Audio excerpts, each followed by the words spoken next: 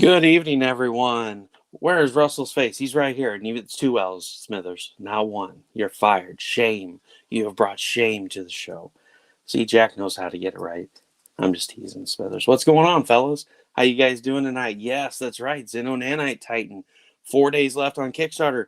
Ends Thursday at 8 p.m. Central. So, guys, if you haven't got in on it, get on in on it now. We got that 100 backer bonus goal where somebody's going to get a piece of OA.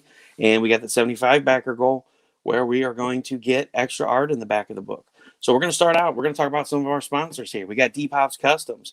If you guys have a print or a metal print that you think is just super sweet and you want to get it bumped up to the next level, get a hold of DPopp Customz and check out what he has to offer. You can get a custom frame with backlit LEDs, and it's phenomenal.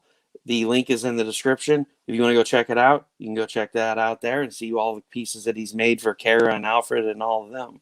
Also, we have Naughty Faeries is also another sponsor of the show. Miss Wendy Steen Shaner has Naughty Faeries Con 2021 on backer kit just for a few more days. If you missed out on that phenomenal Kickstarter and you are like, man, I really wish I could get something, that backer kit link is in the description of the video. Go get some of those awesome books, some of those stretch goals, and some of that other stuff that was unlocked during the campaign. And because Kickstarter was being a butt and wouldn't let anybody pledge to it. And then you've got 183 Degree Studios with Alfred Trujillo, Doobie Doobie Doo, and Kara Nicole. Check out their stuff. Check out Kara Nicole, AZ Power Girl on Patreon, and all the stuff they have to offer at 183 Degrees. Link is also in the comments. Also, we have Outpost 426 Studios, and that is CB Zane and Michael Shoemaker with Into the Suck and Scorpiana. Check out what they have to offer. And Codex Entertainment LLC. Sorry, guys, my brain's like frazzled. Too much stuff going on in there. Hey, what's going on, Lisa? So Codex Entertainment LLC, check them out. If you missed out on Lily the Demoness, any of the issues 1 through 5, or Whispers in Necropolis, go check out Codex Entertainment LLC. The link is in the description for the Facebook page as well as the website. Get in touch with Luis Torres and anything you might have missed, like Nebula Pearl that just ended on Kickstarter last week. So that will be available soon to everyone else. So without further ado, I've done enough talking. We've got all those super sweet, fine, awesome sponsors. We're going to bring out Shane Morrison with Beast King, available now on Kickstarter. What's going on, man? Hey, man. I need like a whiteboard here. Like everything I need to say at the beginning with sponsors, because like there's so much stuff rattling around in my brain. I might have to get something on my to-do list. So we're like, I don't even know how you memorize all that. That's my brain, man. You know, Rich Parada made that post earlier about we're the next X-Men. You know, evolution is people who are hyperactive. That's totally me, and like that's where my creativity comes from. Like I've funneled my hyperactivity as I've grown into an adult into being creative. So you know, like anytime I think like somebody will say something, like immediately I'm thinking of creative stuff, like with Steph Wilson and his awesome mad stuff. I kind of had to do the same thing because I always had like a very overactive imagination, and comic book writing actually allows me to utilize that and find a way to, I guess, bring these ridiculous stories to life. So everybody's saying hi. James says Wendy Steen Shaner is the best. That is correct. Everybody get on and ZNT. Should it be XNT? Everybody get on. You may get to see Russell blow his lid and grow an instant fro. I mean, you can see that happen on Saturdays with Blue Balls reviews. And right there, CrimsonKickstarter.com for Beast King issue number 4. James says, hello, Shane. Jack says, hi, Shane. And James says, you look very comfortable. I am comfortable. This couch is pretty comfy. What's going on, Danny D? Righty Tighty's here. That's right. Lefty Lucy's on screen. Teabagging a turkey slapping up in this one. So we won't even go there. We found out a new verbiage called turkey slapping. Apparently is something. So Lucas, anybody that watched the show last night, Lucas actually messaged me today and he was like, wow, I really thought that was common lingo. And I'm like, dude, when I looked up turkey slapping on the Urban Dictionary, I was like, we were dying last night. I'm like, I have never heard that in my entire life. And like, I type it in, and the first thing that comes up is Urban Dictionary, and I'm like, oh my god, what did we get ourselves into? So yeah, we've been laughing about that all day. I'm not familiar with that one, and I live in Texas, where all sorts of weird slang and stuff comes from. Well, see, this is Australian slang. This is Aussie slang. Oh, okay. So he was like, "Man, I thought that was common lingo." I was like, "Not here around the States. Like we have other terms for that, but not turkey slapping." So Beast King is live on Kickstarter now. We'll talk about that a little bit later. I want to get into your inspirations, man. Let's talk about where you started out. You know, when did you first get into comics, or start reading and delving into the world of comics? So the first comic book I ever got was someone for Christmas had got me like a Wolverine action figure, and it came with a comic book. I wish I could remember which one it was. Like, I remember the cover.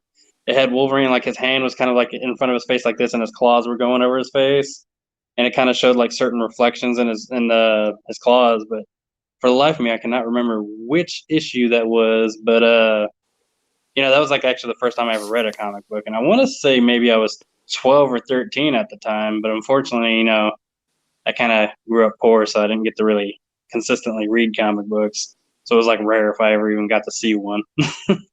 But I think probably in my, I want to say 5 or 6 years ago was when I started, picking up actually reading comic books, because I actually could make enough to, go spend 50, $60 on comic books every 2 weeks or whatever. So were you born in the 80s, I guess? I was born in the 90s. Oh, you're born in the 90s. I was going to say that's common for us 80s kids. For those of us that were born in the 80s, our parents didn't make a whole lot of money. They were, scraping by to try to make the house payment and stuff. So, you were lucky when you got toys or comic books or, stuff like that. One of the things that was lucky, later on in the 90s for me is one of my neighbors worked for a distribution company where they went out and they distributed like comic books, coloring books, and all that to like the grocery stores, Walmart. And they basically went through and did all the risers and the racks and put the books in and replaced, with the newest issues. And so he started, hey, you're into comics. He's like, maybe I'll bring you some of the ones that they tear the covers off of that we destroy. And I'm like, cool, whatever. I don't care if they have a cover or not. So that was part of my youth growing up and that's something I've never, told on here before is, coverless comics. I had a ton of them. Like I get one, I'd be like, I don't know what Superman. Everybody'd be like, what Superman issue is it? I'm like, I don't know, because the cover and the indica are both gone. I'm like, I don't know. It's just a Superman or a Batman story that I'm just reading. I'm like, I'm happy to have this comic, Yeah, that's what I'm. That would definitely make it hard to keep up with what you have. Yeah, it was all about going to stores to spinner racks in the library to read comics. Yeah, it was something that Danny talked about before. He was going to the stores, and if you only had enough money to buy one, you would read the other ones that you wanted, and you get the one that you really wanted and take it home. Right, Danny? So that's kind of what got you into your creative side. You're like, I can't afford to make these comics. I'm gonna start doodling stuff and see what I can do. Well, I'm just a writer. I have to pay artists because my, physical artistic skills aren't the best. Though when I was a kid, I did actually doodle a little bit. Like, I tried to be an artist, but I don't know. I guess I eventually gave up on trying to be able to draw. It was like I had the imagination for it, but I didn't have the artistic talent for it. So somewhere out there exists the Shane Morrison collective stick figure comic collection. Not a comic collection, but I do have drawings from when I was a little kid that are still around somewhere. And even maybe a drawing that possibly inspired Beast King way later down the road. So maybe Beast King actually technically started when I was a kid. We got a little inside joke here. Jack, every time he gets on here, he kicks everybody else out of StreamYard because he lags us out so bad. So he's giving them trouble. So you started writing.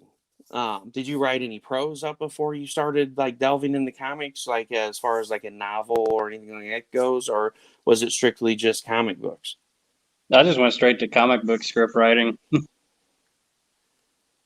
And what was the first story that you ever came up with? If you don't mind Actually, talking it's about, like, Beast what King. was one of your... Oh, was it? It actually was Beast King.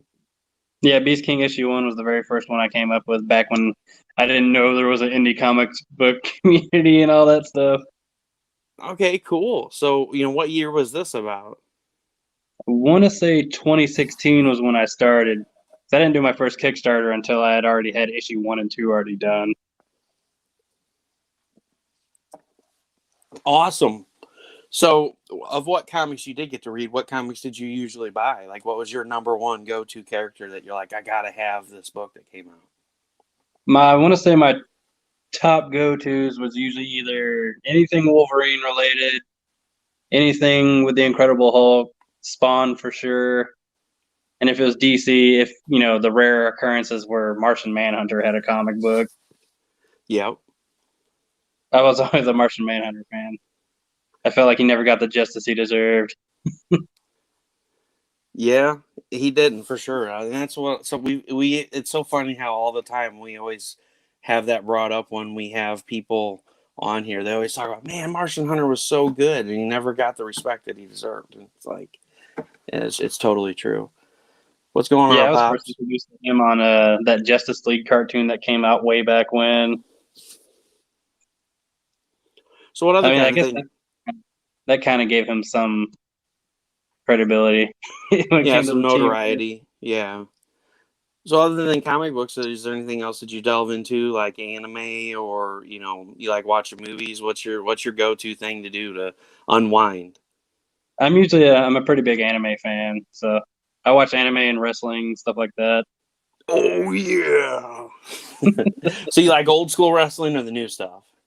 I like all of it. I'm not really totally picky. Like I like the craziness of the Attitude Era, but I also am aware that the in-ring talent of the new generation is far better than the in-ring talent of the Attitude Era. It's just a lot of them were better on the mic. Yep. So it's like the new generation needs to work more on their mic skills, whereas the older generation was probably more of their in-ring talent, which was why so many of them had to retire so early because broken necks and stuff like that, like Stone Cold Steve Austin. So what kind of anime? Like what's your favorite go-to anime to watch? Let's see. I know one of my current ones is My Hero Academia because that one's pretty good.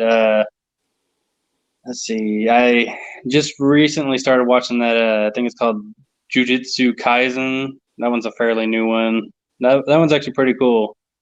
Let's see. My Hero Academia. I kind of like Black Clover.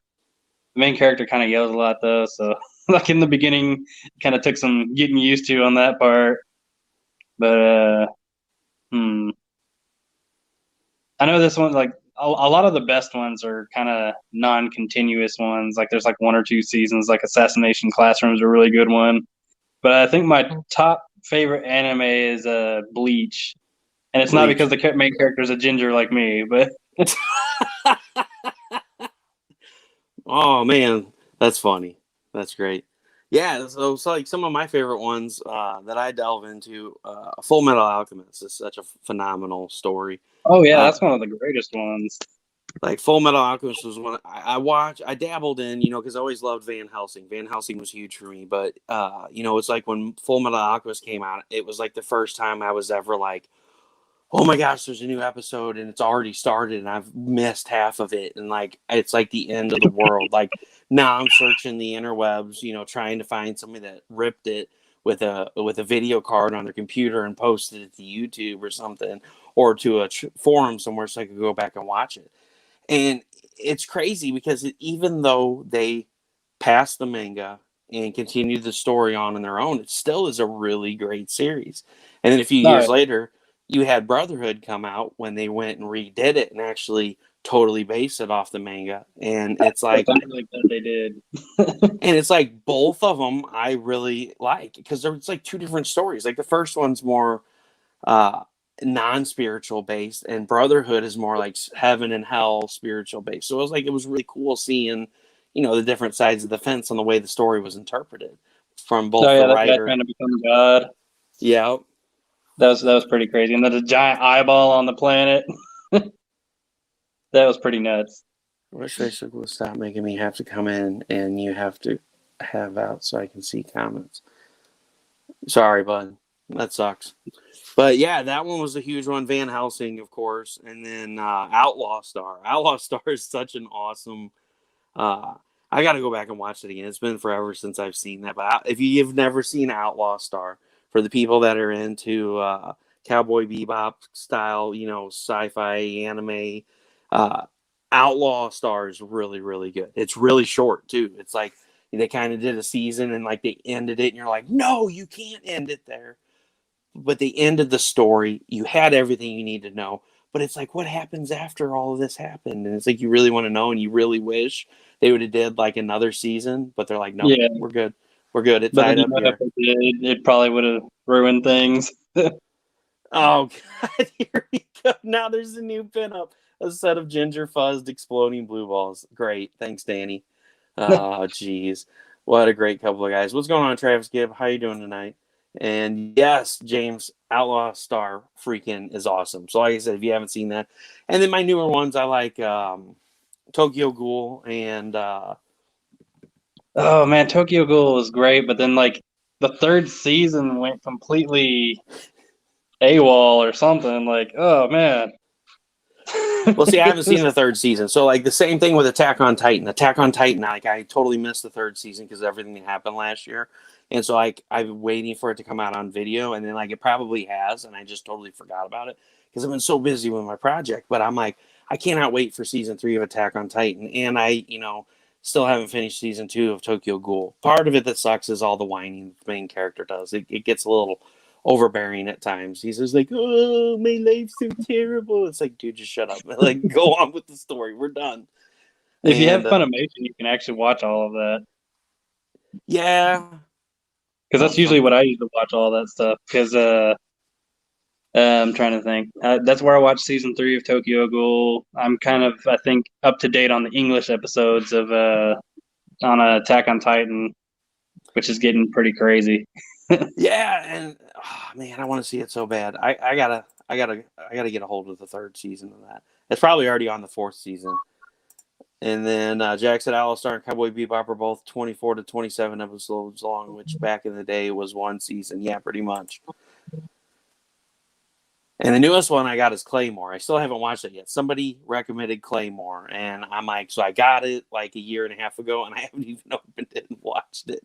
I don't know if I've heard of that one. Overlord's a good one. And then Travis said, I'm doing well. Keep making great comics books, guys. This is for both of you. If you need anything, let me know. Thanks, Travis. I appreciate it, buddy. Thanks, Travis. Yeah, I don't think I've heard of Overlord before.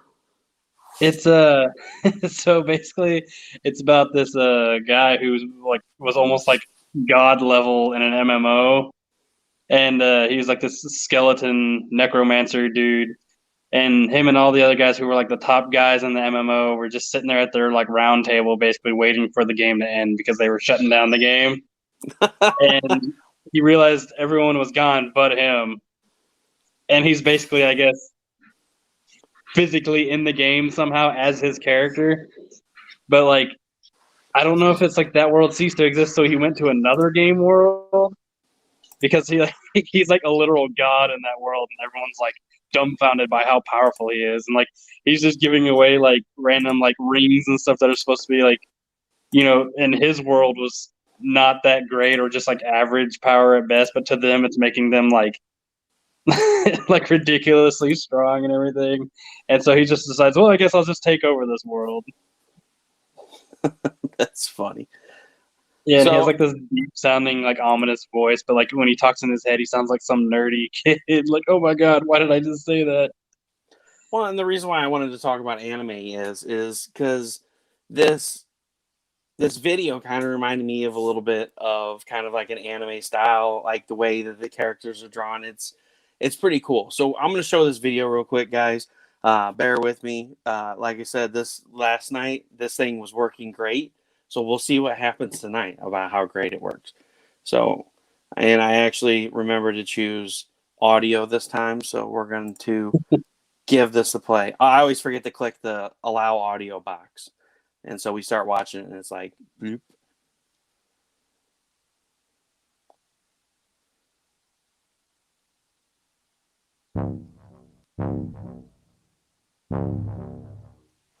Everybody has secrets.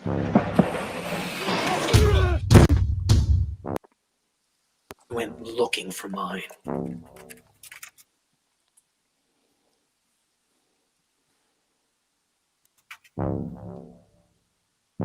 And I found them.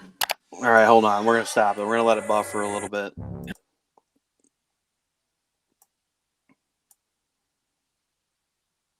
That's what happens when you have 3 devices going at once. All right, you go to sleep for now.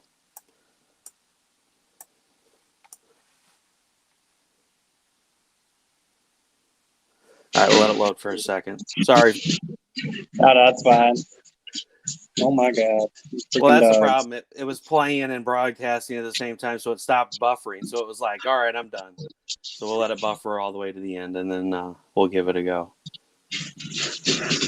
The video is awesome. Who put the video together for this?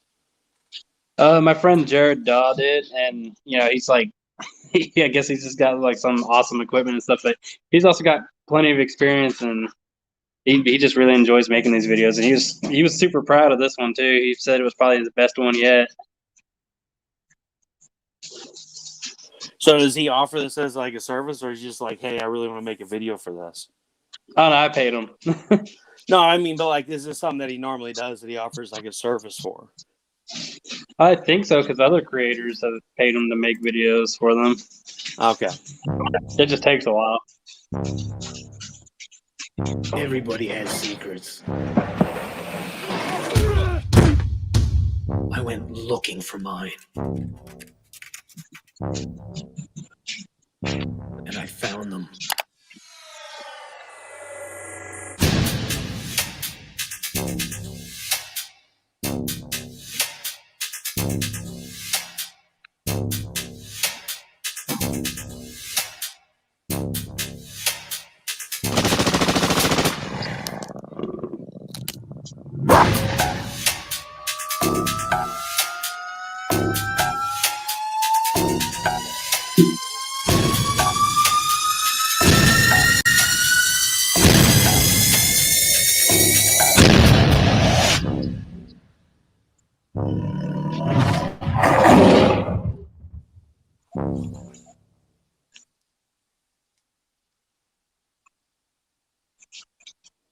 Edited by Fuck It Chuck. I mean Chuck Pano.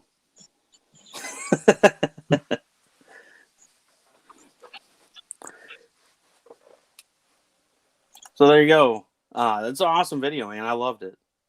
And Thanks, man. Come on. I accidentally clicked the maximize. So now it's going to be like, nope, not doing it.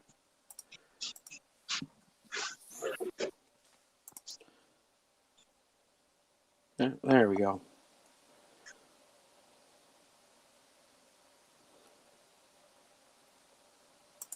Hello.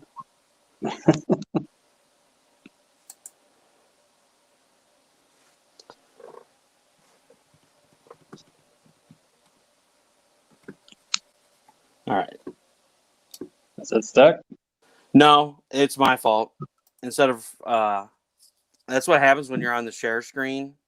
And I was actually on StreamYard tab, and I refreshed StreamYard, so I crashed the other computer. Oh, that sucks. Oh no, it's actually pretty funny. Way to go. Screw it up. I was like, oh yeah, I'm on the Beast King tab. I'll just refresh it. And yeah, no, I refreshed StreamYard, so it's like, no, I'm in the middle of a screen share. What did you do? Catastrophic failure. All right, so we're gonna remove that from the stream. Bye. Yeah, we caused catastrophic failure there. So we'll bring it back up here in a second. So what gave you the premise for Beast King? Like, what gave you the idea for the story? Like, was it just something that you just like came up with it, or is it something that you really loved that you based it off of? Honestly, most of it was on the spot thinking, but I'm pretty sure I took a little bit of inspiration from Wolverine and the Hulk on the general story. Okay.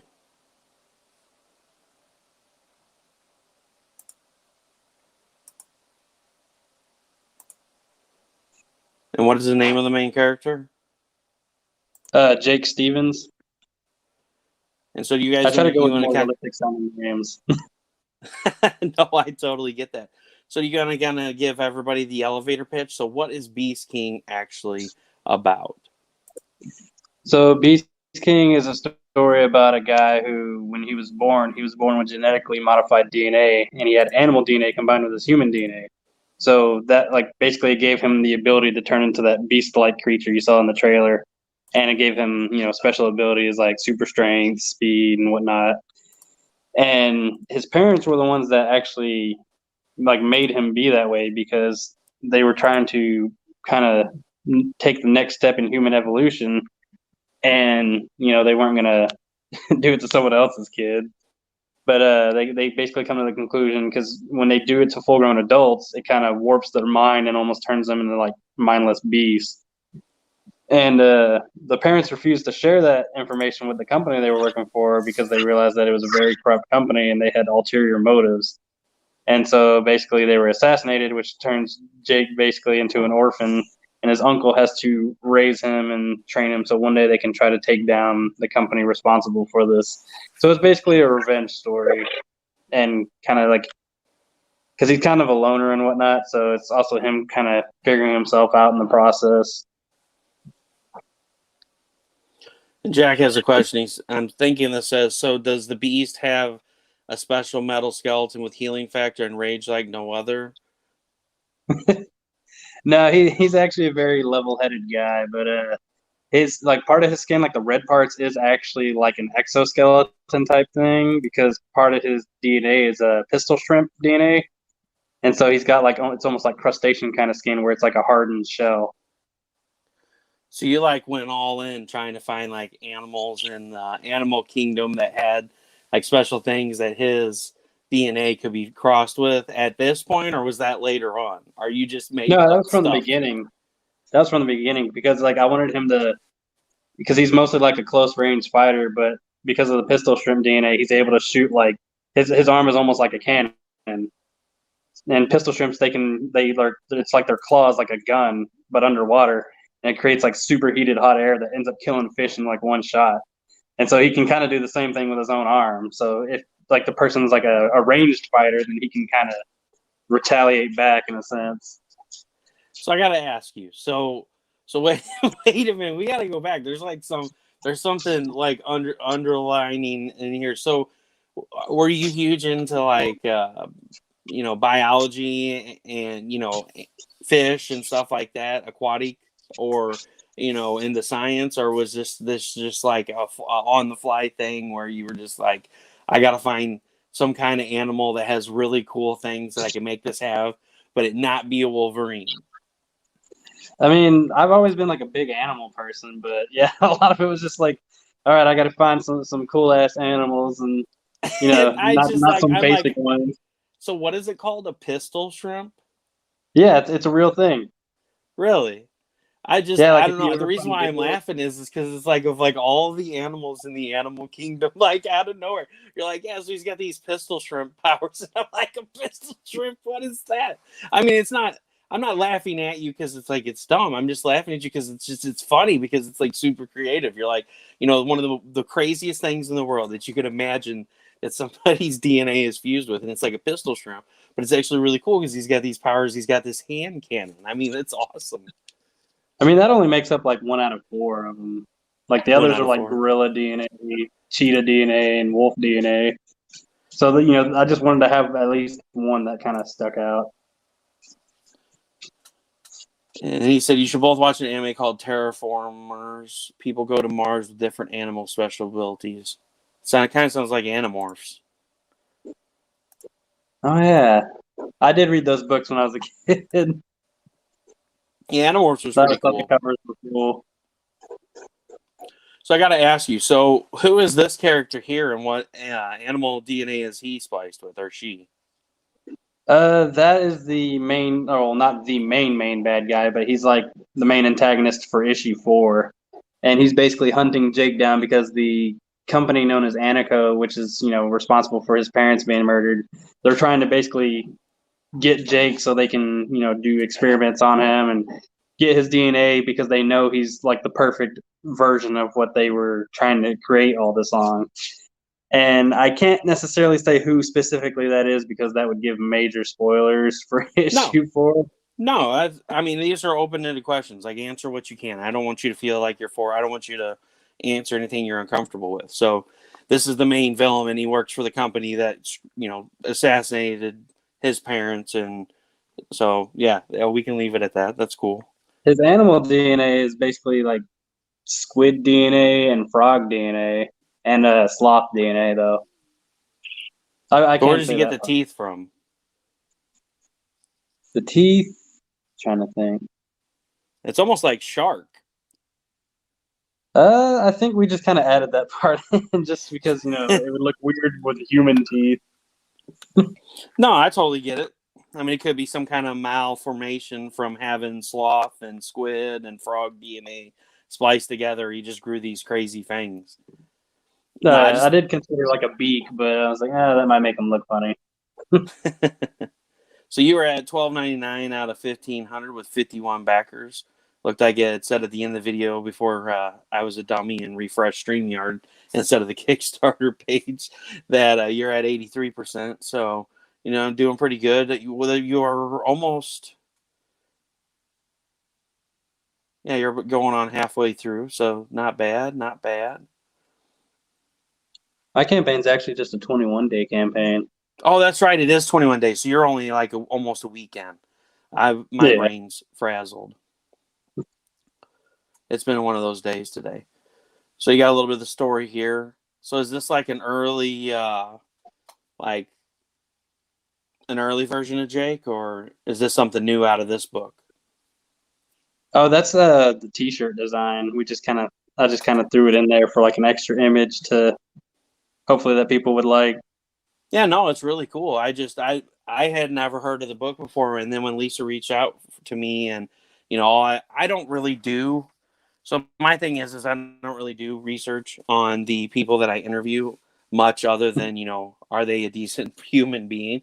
Just because, a lot of people are busy. There's a lot of shows going on. So I try to, ask the questions that people that are watching back would be like, oh man, they didn't answer this question.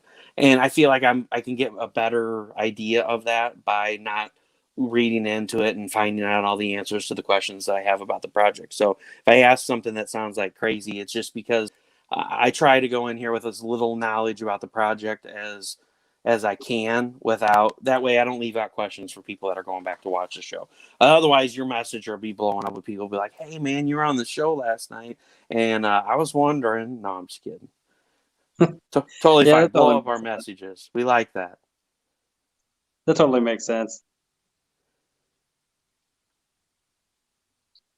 So here we got some preview pages. Why did we stop scrolling? Really? We had no problems last night. Windows Update must be going crazy in the background going, oh, you got to download these 43 updates. There we go. Thank you. And we went way too far because I kept hitting the scroll button. Or did we not go too far? Where did it go?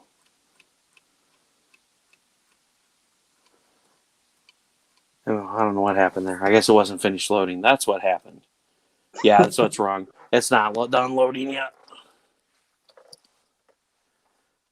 That is really strange. Huh. Yeah, like for some reason these images aren't loaded in. We'll try refreshing this again. Of course, last night during the show that we're just talking smack, and just joking around, everything works fine. And then tonight when I'm like, all right, we're going to be serious tonight, talk about a cool project, it's going to be like,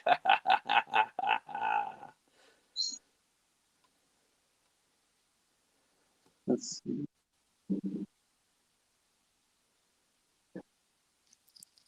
Someone in the comments said something about hoping the shipping isn't $47.89. Piranha Teeth. Yeah, there you go, Danny. A Beast King limited edition bust for $90 with issue 4 comic. What?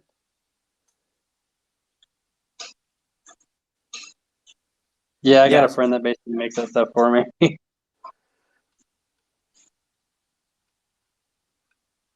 And then also, one of the things I wanted to point out, everybody, is you can get the digital copy of Beast King issue 1 PDF download right here in the campaign, which is awesome. A lot of creators don't do this, but this will give you a taste of what the book is about. Click the link, download the PDF, and check out issue 1 if this interests you.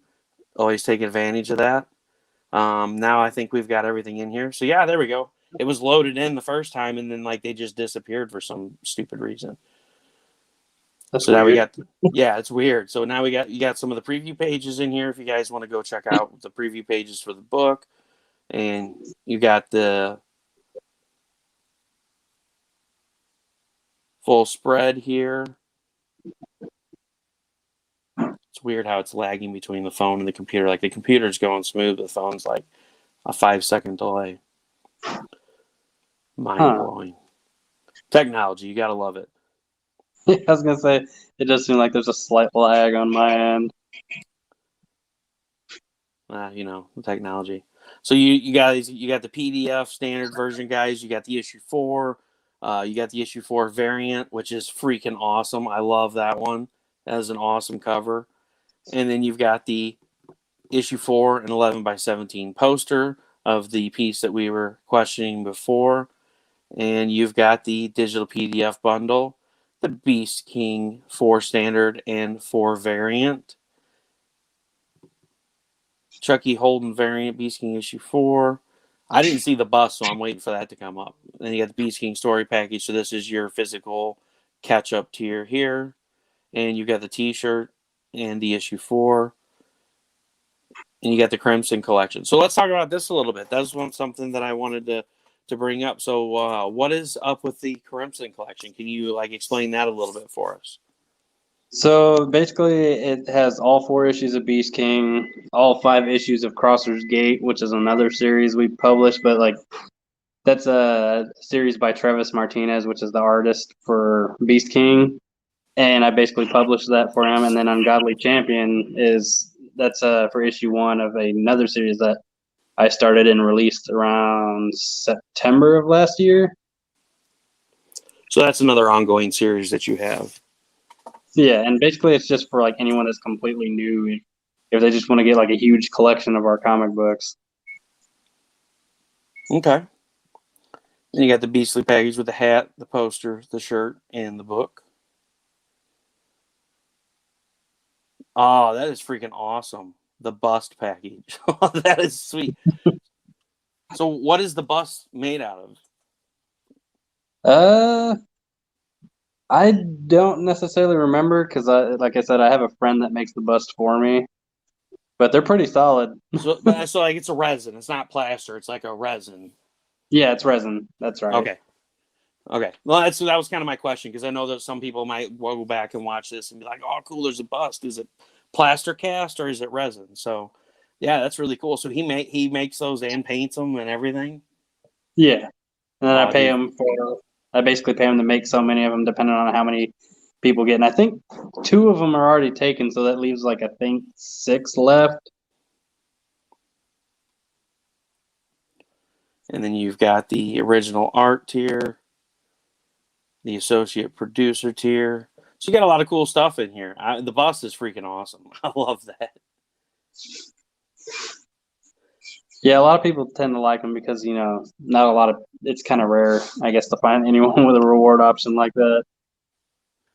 Also, that's cool. So you can get the Stankiak original art for that cover. See, I didn't see that either.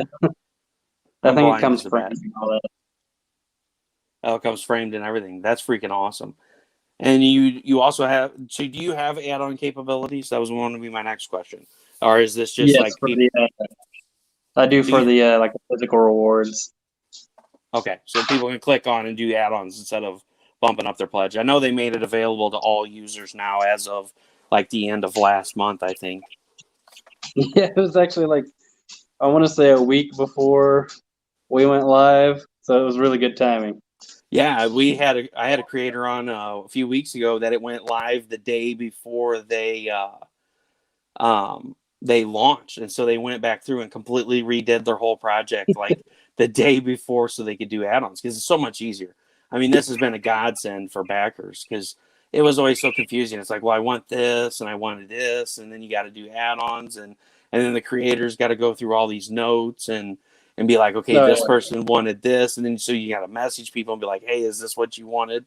So like add-ons are a godsend because it takes away the need for that. It's like, okay, they added this, this, and this. Boom, put it in the package. Here you go. Here's your stuff. And for ordering, you don't have to sift through everything and find out, okay, I need to order 30 of these and then go through and count these. You know, you get all of that at the end. So add-ons have been a godsend for both sides of the spectrum.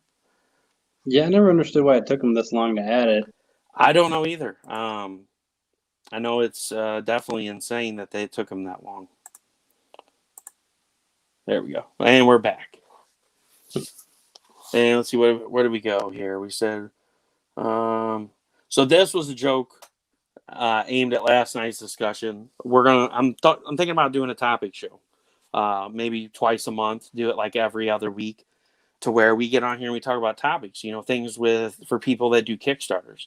So one of the things that was like we had brought up last night is there was a campaign that I was browsing through last week, you know, because I'm always browsing through Kickstarter looking for, you know, other creators, you know, to message and say, hey, do you want to be on a show? Do you want to talk about, you know, your project? I see you have X amount of days left and, you know, you could use a little bump. I'm not promising anything, but it'll be fun. And I went through this one. I was like, oh, this looks really cool. I'm like, I think I'm going to back this. And I went to like a $40 tier and I clicked on it and it was $30 for shipping. I was like, nope, I'm out. I'm like, oh. It was a book and it was a comic book and a book. And I'm like it would fit in a flat rate box and it'd be $17. Like there's no way it's going to cost, you know, $30. So I was like, that's a huge turn off. And so that would turn into a long, super crazy discussion last night and of how. And then we got on to other Kickstarter campaigns. One of the biggest mistakes they do is they don't charge shipping. They're like, they'll add it on at the end. So it really turns people off because they're like, oh, I want to back this. I want to be done when it ends. Well, then they back Yeah. it. And then at the end of the campaign, they're like, okay, you owe us $12 for shipping. You're like, whoa, I already paid $40. What do you mean? Oh, you didn't read the disclaimer where it said we charge shipping at the end? That's a huge thing, too. So there's all kinds of crazy stuff. So we're going to start a topic show. So that's what that was all about. And no, it's not 47.89. And then Jack said, stop trying to show porn. It'll stop having the 5-second delay. Get out of here. The internet was founded on porn, just saying. See, I told you, this audience just goes nuts. So, and then that's because most people that do a bust are a lot higher than $100, and that's just for the bust. Still cannot select multiple tiers. Well, that's what the add-on features for, Danny. A lot of the stuff in the multiple tiers should be available in the add-on, unless it's like, you know, like the original art that's framed for the Stank Yak commission. Yeah, that's true. So you want to talk about your other series a little bit? Let's talk about that. What was it called again? Ungodly Champion. Ungodly Champion. That's right. What's that about? So that's that one actually is based on the same world as Beast King, but and like if you're familiar with like anyone that's familiar with Beast King, if they read it, you might catch like a couple of not so subtle hints because you know both stories are based in Texas, and it's about a okay. Let me get my thoughts together. So it's about a tournament that's held every 100 years that the gods themselves basically pick someone who would be like their disciple, and they train them and give them abilities. And it's called the Tournament of Ether, which ether is like, you know, natural energy, like the natural magical energy of the world and whatnot. And the gods are supposed to unlock that ability to use it within you. And the main character is, you know, he's like an 18-year-old dude who kind of stumbles into a shop, and it turns out this old man he's talking to is Tyrannus the Thunder God. And, you know, after they talk to him for a while and all that stuff, he kind of reveals to them the whole truth about the tournament and everything, and shows them, you know, well, it looks like it would be magical abilities, but it's really just him creating, you know, electricity in his hand. And so he ends up choosing Dylan as his disciple. And I'm trying to remember. I wasn't prepared to give an Ungodly Champion pitch. But No. No. I just so anybody that wants to back the tier that it has like all the stuff that's been released under the Crimson label. I just would kind of wanted to give a rundown of what if somebody would ask, what's Ungodly Champion about, or the other book that was done by the artist that did the art um, for Beast King. I just kind of wanted to give them an idea of, hey, I want to buy this pack. What are these other books about? Kind of give a rundown on those. that makes sense. Yeah, Crossroads Gate, it's like a horror mystery kind of series, and it has something to do with an alternate world called the Hades Plane, where these wraith creatures basically fill the whole world. And the way it starts out is like the main character, he runs through a door because he thinks he's being chased, like these people are chasing after him. And when he goes through the other side of the door, that world pulls him into it. Oh, wow. And he's basically like, where the hell am I? And like, it looks like, the city he was in, but all warped and twisted. And he starts seeing these creepy ass creatures around every corner. And that's kind of what it revolves around. That whole story revolves around it. And it's him kind of trying to figure out what's going on. And he finds out his dad was involved in all this stuff. And okay, cool. So that, anybody that's looking into getting the catch-up tier for the books released under the label, that gives you kind of a rundown of what the other two titles are about. So that definitely sounds really cool. I may have to upgrade to that package. So how many issues, do you have a plan for the run of issues on Beast King, on how far you want to take the story? Like, is there a definite ending that you're working towards, or an issue count? I do have a definite ending for actually both that and Ungodly Champion, because like I said, both of their stories kind of tie into each other. But there's no telling how many issues it's actually going to be. Because like I said, it's a continue. They're both a continuous series, so it could go on for years if I wanted it to. Okay. And are there any other projects, besides Beast King that you're looking at starting up, to go in tangent with these? Like, sorry, my trash can fell over and hit me in the knee. Is there any other like books that you're looking to tie into the series? So that was one of the questions that I just thought of. Was you said Ungodly Champions ties into Beast King World? Do you have another book that's going to release that's going to be kind of like a world builder for this? That you're going to build up to? I mean, I might have a third character that shows up, but he's only going to really show up like during like their crossover events, or he might randomly pop up in one of their solo issues and whatnot. But I don't want to like give away too much on the character, because I still got to decide if I want him to be involved. And like, he might also be mostly for like comical purposes and satire character to bring like comic relief to the story a little bit. Pretty much. I do have so there's like an anthology that I worked on that's currently live on Indiegogo. I don't know if you've heard of it. It's called Speed of Light. No, I haven't heard of that yet. The story I'm doing on that, it doesn't tie into it or anything, but that's a current project I'm working on, and they're trying to make that like a bi-monthly kind of thing. And my story is basically going to be like an 8-part story. So probably after like the 8th release, then you'll finally see the end of that story. Okay, well, that's kind of cool. So, now I forgot. So, yeah, now I totally forgot what I was going to say. Wendy came in here and blew my mind. How you doing tonight, Wendy? Wendy says hi, guys. We got Miss Wendy Steen Shane in the house. Today's been a crazy day. My brain is so... I blame daylight savings time. I think that's what it is. I got enough stuff going on. It's like really right now it's only just now going to be 8 o'clock. So I'm like doing this an hour earlier than I usually do. So my brain's just not adjusted. We'll blame it on that. Yeah. It's a good excuse. That works for me. Now, that's another question. So anybody that wants to know, that's what I was going to next was, is the bust available as an add-on, or is it only available in the tiers that it's in? It's only available in the tiers that it's in because, like I said, it's a limited reward. There's like, I think 8 in total. So I didn't want to have it as an add-on, and then like say 10 people ended up choosing it as an add-on. So It's better to pick that reward and then add whatever you want to add. Other stuff that you want to have. Yeah. You still there, Shane? You're lagging out a little bit. Do you want to go out and come back in? I'm still here. Am I still lagging? Yeah, you're still lagging pretty bad. My signal might be. Yeah, if you want to exit out, best... you can come right back in with the same link, and it should fix it. It's probably because your signal it's finally caught up to you. Do I just click leave or? Yeah, you can click leave, and then you can go back and use the same link to get back in, and I'll pop you back on. All right, I'll try that.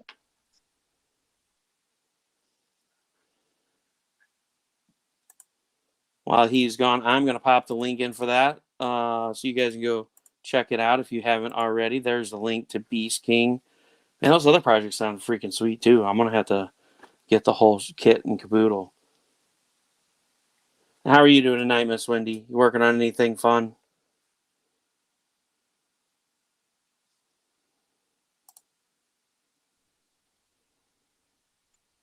Are we back? Yeah, I'm back. Did it fix the issue at all? Because it was fine on my end, but... Yeah, it's better now. It's better than what it was. You were like, Todo Maricato, Mr. Robato. Yeah, it's the downside to living in a rural area. It is a downside to technology. It works great when you don't need it, and then when you need to use it, it just goes to crap. So, you know how that goes. The messed up part is we're supposed to, in like a month or two, we're going to supposedly have fiber internet. So we'll finally have like actual high-speed internet. But it's going to be like after the Kickstarter and all these interviews and stuff are over with. Dude, that's the way that it goes. That's the way that it goes. So that's like us. You know, they were super excited to come by and tell us that they finally put fiber cable in. And so AT&T Uverse came by here. And it was the funniest thing ever. So I had 100 meg service through Charter. And now it's Spectrum or whatever it goes by. But AT&T came by here. They're like, yeah, we put fiber in the area. We've got service available for you. It's, you know, X amount of dollars. I'm like, okay, you know, what's the speed? They're like 12 megabits a second. I'm like, 12? I'm getting 100, and you're charging more than what I'm paying for 100. And they're like, and then I got to read, and there was like a data cap at like 100 gigs. If you went over 100 gigs of data, they charge you an extra $25 for every like 50 gigs after that. And I'm an avid gamer. So at that time, I was gaming online like all the time because we didn't have kids then. And it was like, I was like, dude, I would be over 100 gigs in like no time. Because like one update for a PS4 game is like 50 gigabytes. Like, or if you have Arc is like insane. It's like 100 gigabytes itself. So I was like, no, get out of here with that. So just be prepared. Just because they're putting fiber in, don't have high hopes. You might get stuck with 12. I looked into it. I looked into it before I got my hopes up. Because like I have Rise Broadband and it's like 15 megabits per second. Yeah. Which is pretty low, but you know, it's also like $69 a month. So anything more would cost like $20 to $30 more. But the internet's being provided through my electric company, and I remember reading into it, and like the numbers were surprisingly high, like almost AT&T high. And I want to say it was like somewhere around like for the cheaper option, it was like around 100 megabits per second or something like that. Well, actually, no, that was the middle option actually. Well, see, you're already getting raped because you're paying $70 for 15, and I pay $70 for 100. So they're already sticking it to you, man. Well, that's because like I live in a rural area, so Rise Broadband was probably one of the better options I had. But We've got the monopoly here. We've got the best stuff. We're gonna charge it. We're gonna donkey punch them when we tell them how much our lowest option is. You know. Yeah, because like Rise Broadband, I have to have a dish that catches the signal and all that stuff. Which I don't know, maybe the electric company decided, hey, if we just provide them internet for the same cost, it's better. We can just take over the internet in the rural areas. Which is pretty smart. And supposedly it's not even going to be underground. It's going to be actually like running through with the lines and everything. Really? Oh, that's crazy. Yeah. So when it's Yeah, windy so- outside, your connection's gonna be crazy. You're gonna be like Christian Basel the other day. They were doing the Legend of the Traveling TARDIS, and so I stopped in to watch it for a little bit, and they went from the group panel like we are now to it was just him, and it was like he was in another dimension. It was like woo, woo, woo. He's like, I don't know what's happening to my video right now, and I'm like, Christian, are you in another dimension? That's gonna be like that every time the wind picks up. It's gonna go I hope crazy not. on you. So anyway, I mean, it's already windy out here. since we derailed on internet, because it's so easy to derail on this show. It's my fault. I take the blame for it. That happened. So we talked about the bus. We talked about some of the other books that are available on the campaign, and we talked about. You said it was kind of right now you didn't have a definite end plan for the series itself. And what was the name I of mean, what's that? I mean, I know how it'll end. I just don't know when it'll end. Yeah, you don't know when it'll end. Yeah, that's what I'm saying. You have the ending. You just don't have a game plan on when the ending is going to be. That's one of the big questions everybody always asks is, how many issues is this comic going to run and all that noise. Sorry, I'm logging back into StreamYard. I No, got the plan kicked is for them to whenever. be like multiple volumes. Like, I want to say, at least like the ultimate goal would be at least 10 volumes, but Danny said they're doing DSL over Power Wireless for a while. I guess Teresa popped in for a second.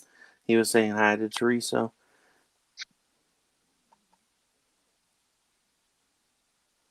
That is weird. This thing has gone absolutely AWOL today.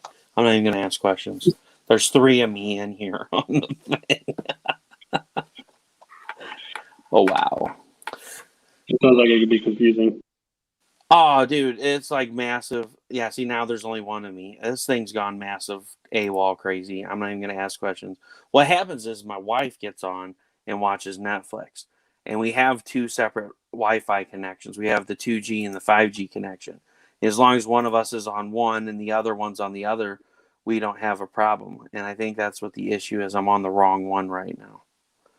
Or she's on the wrong one. So they automatically connect to whichever one's better. Yeah, I try to I think it's for anything TV related, we try and use like the 5G on ours, and then like anything phone related or whatever, it's just like the 2G. Well, somehow our TV got connected to both of them. I blame it on the kids.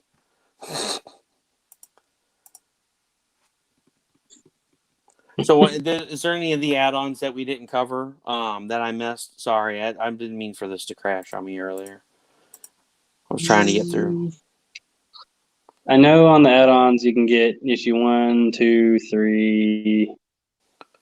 I think maybe you can get the issue 3 variant cover on the add-on. You can get the poster. It's been a minute since I've actually looked at the add-ons. No, dude, I get it, man. I totally understand. Trust me. I've been running balls to the wall crazy between my campaign and doing my job, my 9 to 5 job, and then everything else. It's been absolutely insane trying to keep up with the Kickstarter. Oh yeah, I was definitely kind of a little stressed on the first couple days of my when this one went live, because I was at work when it went live. Oh, were you really? So you launched Yeah. from work. Yeah, because I'm an EMT, so I guess it's a little easier for me to do that. Because anytime we're not running a call, I can check on all that stuff. Yeah, I drive. I drive a tanker truck over the road, so mine is kind of like an in-between stop. I go in and I do updates and try to share out. And last week it was like near impossible to keep up with my project. I'm like, oh my God, I hope nobody messages me, because I was underground at the mines. So we deliver to the mines, and I drive. And one of them, I actually drive through the New Madrid Fault here in Missouri, and it's like 5 miles back in the mine. So I'm like way, way underground. And so I finally, for the first time after being underground for like, I don't know, the 800th time, I realized they have Wi-Fi down there and they have a guest account that I can piggyback on. So I was like, yes, there's Wi-Fi down here. I like, because you'd be amazed that when you have stuff going on, what the things that you'll look into that you never thought of. I'm like, holy crap, there's Wi-Fi down here. Why didn't anybody tell me? So I was like, yeah. So I was like doing, trying to get on there, and it's fun. It's hard. It's a hard business. So how do you figure out a good way to slate your time? I mean, I work 24-hour shifts, so like usually when it's like after the shift I work, I have 2 days off every single time. So that I want to say it makes it easier, especially if it's like a slow day at work, because then I can also do that stuff at work. Because if I'm not running calls, then I'm just kind of sitting there. So I kind of just take my laptop with me to work and all this other stuff, and just try to do what I can.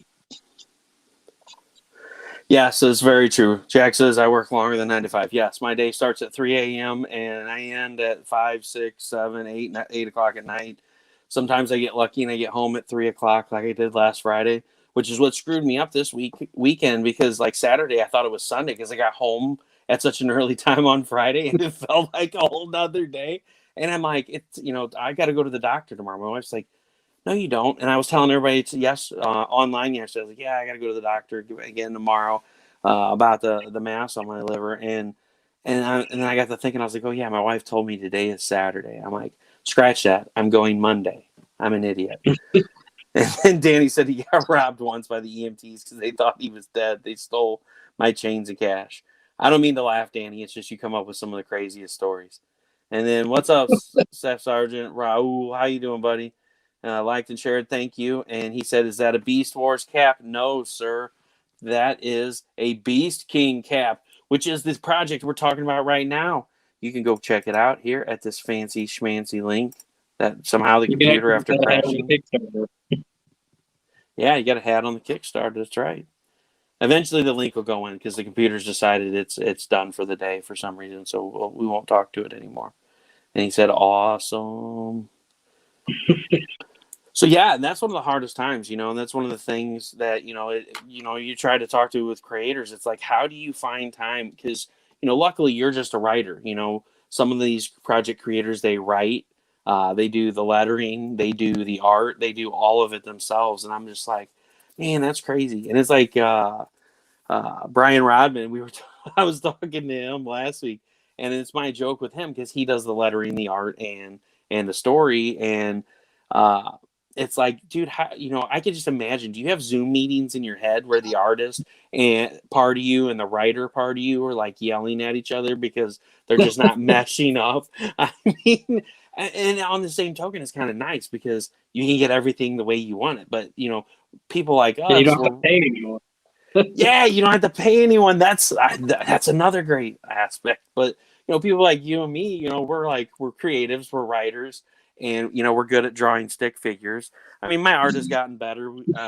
We do Steph Wilson's You Can Draw. There's my Pepe Le Pew.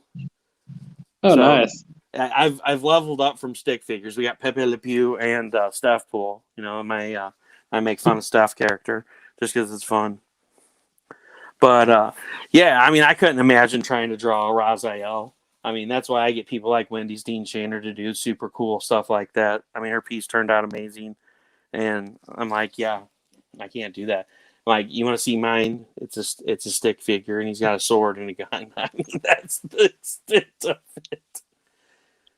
Yeah, it's been a long time since I've even really actually genuinely tried to attempt to draw. So it's probably even worse than I remember. Yeah, and that's one of always the fun things too, is talking, with people that, wrote and, dabbled in comics a little bit. Like you had said earlier, you had a couple when you did the first Beast King, you kind of messed around with drawing with it. But it's like some of the creators actually got pretty decent at drawing their own character, and they've done covers. And I'm like, I don't ever see that happening with me. But then again, it's like then I do something like this, and I'm like, I got to keep at it, and it might happen. Like, how exciting would that be to do your own cover? Like, it would be 10 years. Do what? I said it in only 10 years. In only 10 years. Yeah, it takes I know some people used to be terrible artists when they first started, but they just kept at it for years and years and years, and then they got to where they were good. But then they usually follow up, but yeah, but it took me like 10 to 15 years to get this good. Keep watching stuff, Russ, and you'll soon level up to the circle stencil. That's right. Well, that was my new interesting thing. So all these artists have these super cool, stuff that they have. So I ended up picking these up. Target had them on clearance. So any of you artist people out there, that's not it. Is this it? So these Micron Pigma brush pens, these things are like $27, $30 for a pack of them, which is ridiculous. Dude, I got like an 8-pack of them at Target. Target has them on clearance. This is only 5 of the colors. Target has them on clearance for like $6. And I was like, I'm going to get these. And then I got them and I'm like, holy crap, the brush is really long on them. So look at this. I think the paramedic I work with actually has something like that. Because he actually just recently told me. Yeah, and I was like, oh, these are really cool. And that's actually what I drew Pepe with. I was actually quite shocked it turned out as good as it did. Because, it was brutal. Oh, yeah, here's the other one. I found the other color. And it was absolutely brutal trying to learn to draw with that. But it's fun. It's fun messing around. So maybe one day everybody will get to see my own cool cover. So no one is worthy of the circle stencil except Steph Wilson. No, unless we steal it from him. The Journey for the Lost Circle Stencil. So what other what are the books that you are interested in reading right now? Like what series has you engulfed in it? I know on like the indie stuff, I'm kind of waiting for Ryan and his oh god, I'm blanking on the name of Rumble Kings. I'm waiting on that one because I've been hearing about that one for a while, but I never like every time he went live, I would somehow always be broke. But I'm waiting on that. I've technically already read Midnight Highway, but that was in digital format, and as far as I'm concerned, that's like reading 2 totally different books. I'm trying to think on what else I'm waiting on. Well, and that's one of the things. It's hard as a creative. You see all these awesome books that you want to get, and it's like, man, I got to concentrate on my own project. But this looks really good. And it's like, which one do I do? Which one do I do? Yeah, and then when too many good ones come out at the same time, and it's like, oh god, now I got to pick which ones to get and not get. Oh, I hear you. So, one last question for you. Are you going to run any kind of after campaign? So are you just sticking with Kickstarter, or are you going to do like a Indiegogo on demand after the Kickstarter is done? I might try an in-demand because I did that for Ungodly Champion, and I think it made me an extra $350 because like a high tier reward that nobody got on the Kickstarter, having it like a week on the in-demand, someone actually chose it. So Okay. I might give it like a 1 to 2 week run on there, see how it goes. Yeah, and the only reason why I ask that is, you get the people that are Kickstarter and you get the people that are Indiegogo only, and you have like the select few in the gray area that are like, well, I don't mind either or. So I wanted to definitely ask the question for anybody going back and watching this, or anybody that's watching this now that's like, I don't like Kickstarter, I'm not going to back it. And then, if Indiegogo is an option that's going to be available, then they're like, oh, okay, cool. Because I know there's a lot of people that are hardcore, like I won't back anything on Indiegogo, like ever. And I don't know why. I don't know. I just ask questions for people. I don't know. Well, I do know why some people don't back on Indiegogo because, like, for example, Travis Gibb, he said he's had like a very bad track record with getting rewards from stuff he's backed on Indiegogo, as opposed to Kickstarter. I got you. Well, I mean, So, I like Kickstarter because Kickstarter is a little more personal. I think it seems more personal. Like Indiegogo, you go to it and it's just like a storefront. It's like, oh, here, buy this, buy this, buy this, buy this, or buy this. And that's the first thing that gets thrown at you is like that list of tiers across the top. And Kickstarter is more subtle. You get on there and you're like, okay, the art for this looks really cool. Let's watch the video. And then you scroll down. And it's like, hey, this is me. This is the project that I'm trying to make for you. Hey, here's some of the covers. Here's some of the tiers. Here's some of the add-ons. And then you go to the page to actually back the project. Whereas Indiegogo is just like, buy all of this stuff. Buy it now. Yeah, Kickstarter definitely does feel like it's more about making an impression. Yep, it is.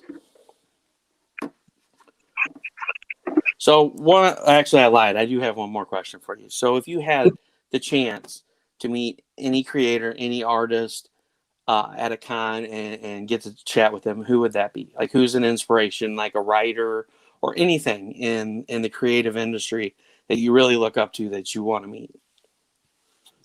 I mean, I was always disappointed I never got to meet Stan Lee, so that's definitely probably number one. And yeah, I know people have different opinions about him and all that, but he was always someone I wanted to meet. Just and not even like really just because of the comic book aspect alone, but just because talking to him seems like it would be a pretty fun time.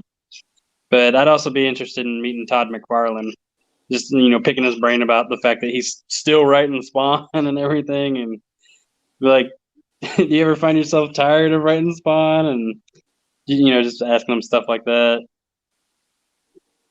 Yeah, or like the whole thing about why he's unhappy. I mean, I know one of the big sore spots for him is why he was so unhappy about the original Spawn movies. I mean, I get, I get why to a point, but I still think the movies were good. I thought the Yeah, I Violator, like it.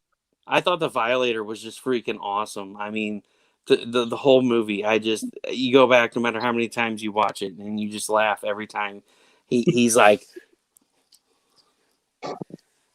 dance Yeah, I around. think it's probably because he kind of had it in his head how he wanted it to look, but that was the '90s and CGI back then wasn't exactly great, and so his cape looked like basically red water in the movie.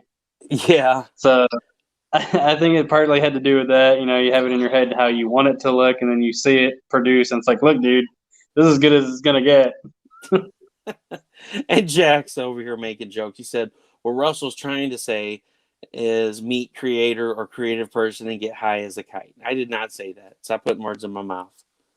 Not for nothing. If cosplay is considered, I want to meet Jenna Jameson. Oh my God. Oh, Danny, what are we going to do with you? Man, one of the biggest things that I regret is not getting ever to get a chance to meet Brian Jakes. The Redwall series was, I always talk about it. It was one of the biggest uh, inspirations for me in writing because I love the stories. They were great. It was just like it all was based in the Redwall Abbey, and you never knew what was going to happen. I'm huge on the stories that I want to read or I want to watch or I want to look at something and it not be a cookie cutter project. And that's why the indie scene is so awesome because we're people out there that are trying to make projects the way we want them, the way we want them to be. And the problem with going to like the big producers or the big two or, publishers is they want to take stories and they want to make them into a cookie cutter story. What's a fad right now? What's in with the crowd? What's going to sell us millions of copies? And here we are, we're Yeah, indies. We're writing those sleeper hits, like the Big Lebowski and, movies like that do really, really bad. And then like now, you know, so many years down the road, they all have a cult following, and that's what's great about the indie scene is you get these movies that pick your brain or these books that pick your brain, and it's like you really love it, and you're like tell everybody about it, and they're not interested in it because it's not what the fad is now, and it's like 10 years down the road, all those people are going to regret it because it's going to be one of those cult classics that's like, hey, this book is the shit, like Spawn. Todd McFarlane was like, no, it's going to be like this, or we're not doing it. So he was like, whatever, I'm going to do it myself.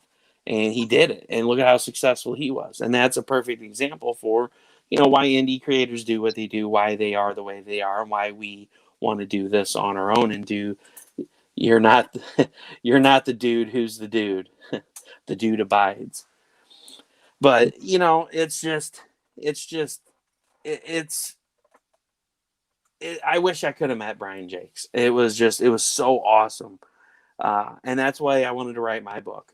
I wanted to write my book to where it wasn't like you were going to know what was going to happen. It's like, here's your character, here's the world. You're going to learn the world through his eyes, just like Brian Jakes wrote his books and some of the other books that I was really into as a kid. Because it's like I want to go on a journey and not have a clue what's going to happen. I don't want to be like, oh, there's this looming doom, and you're like, all right, I know what's going to happen at the end.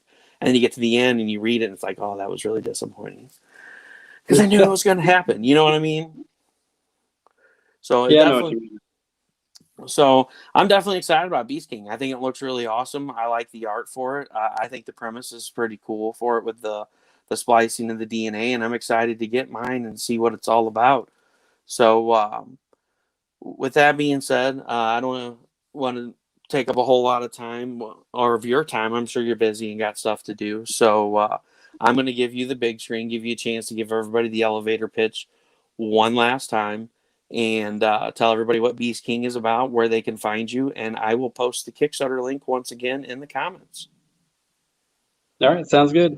The big scene in Big Lebowski is when they're trying to get rid of the ashes on the cliff and the wind blows it all in his face. No, that's not the big scene. The big scene is the Larry and his car. You know. Now do I go ahead and go? Yeah, you're good. Sorry, I didn't mean to derail. Okay, so Beast King is basically a story about a guy who at birth his DNA was genetically modified and had animal DNA combined with it. And the whole story of the first volume is basically a revenge tale of him trying to avenge the murder of his parents because the company they worked for had him assassinated when he was a kid because they would not share the research that was used to create him being the perfect version of what he is. And so ever since then, his uncle, who's a former military, had to raise him and train him. So he take down, kind of responsible for basically ruining his whole life. And that's the general idea of what Beast King is.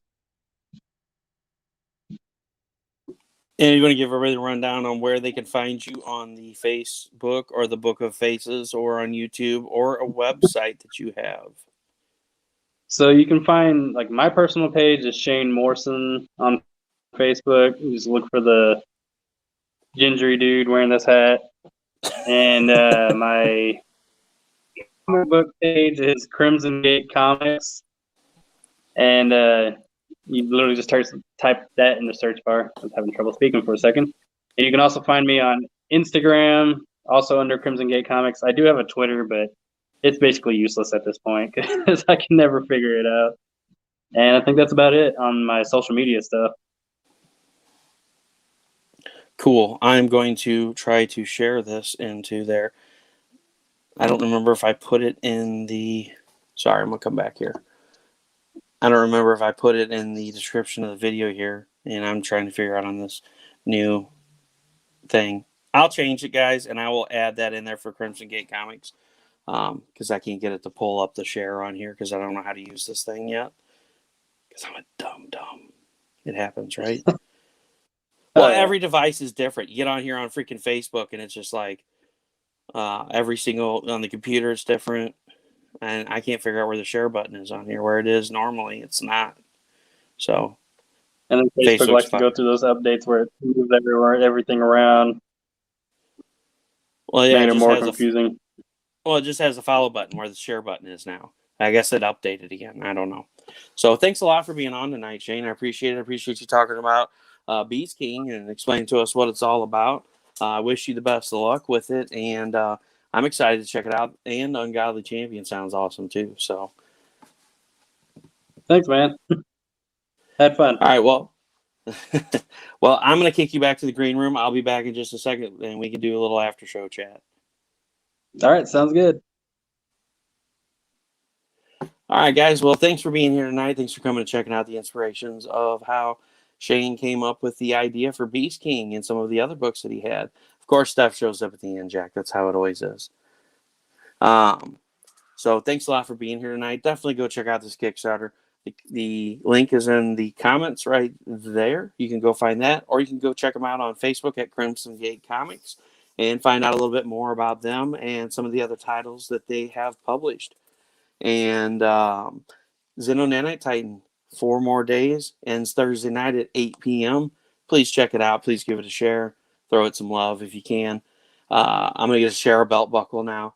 Yeah, well, it's brutal. There's literally no share button on here anywhere. Like, I looked absolutely everywhere, and it is not on here. And I can't remember for the life of me because I did this while I was at work setting up the video on whether or not I put that link in the comments because I get brain overload trying to do too many different things, and you know what happens. I try to put everything in there, but It does escape me sometimes. So, guys, thanks a lot for being here. Thanks a lot for checking it out. And as always, Russ Explode Studios, projects that'll blow your mind. You guys have a great night, and I will see you on Tuesday with DPopp Customz. We're going to show off some of those builds.